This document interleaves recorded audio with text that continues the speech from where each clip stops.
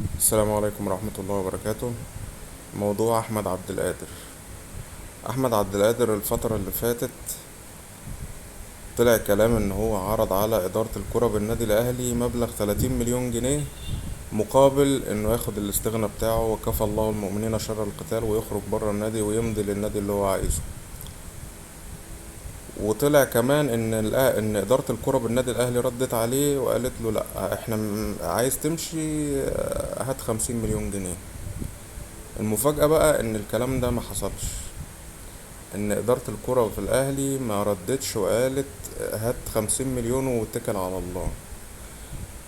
ادارة الكرة بالنادي الاهلي رفضت الموضوع فقط. محدش طلع قال احنا عايزين رقم فلاني، عايزين كذا عايزين كذا.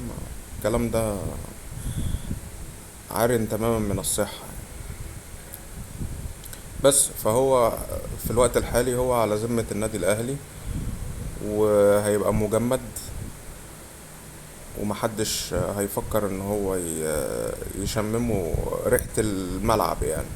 هيتمرن عادي عادي جدا، مفيش اي مشكلة، هينزل التمرين عادي وهيتمرن في الجيم، لكن مش هيخش القايمة، مش هيخش، مش هيلعب مباريات، مفيش اي حاجة. وانا مع القرار ده. ليه؟ لان انت جالك عروض كتير، والاهلي جاب لك عروض جوه مصر وبره مصر، وانت فضلت ترفض. كل ما يجيلك عرض ترفض، لا ده مش مناسب، لا ده كذا، لا ده كذا، لا ده كذا.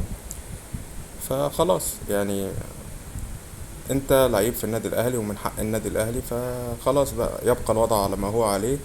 استنى بقى الصيف الجاي لحد ما النادي اللي مقويك ومعصيك على الاهلي ان هو يتعاقد معاك.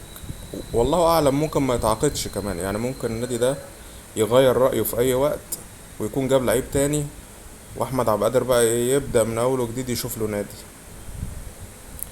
بالنسبة لموضوع رضا سليم برضو نفس القصة، الوكيل بتاعه بيماطل، مش عايز يحل الموضوع. برضو الاهلي جايب له عروض سيراميكا وعروض تانية من جوه مصر، وهو مش عايز، هو عايز يمشي، وبيحاول ان هو ما يمضيش لأي نادي جوه مصر. فالاهلي قال لك طيب انت جايلك عرض من الجيش الملكي، احنا هنوافق عليه وهنتحمل كمان جزء من مرتبك. فبشكل كبير هي دي اخر خطوة ممكن الاهلي يقوم بيها، لان الاهلي لو ما عملش الخطوة دي فهيضطر ان هو يدفع له 100 مليون جنيه، وباب القيد هيقفل يوم الاربعاء اللي جاي. فده بالنسبة لموضوع رضا سليم.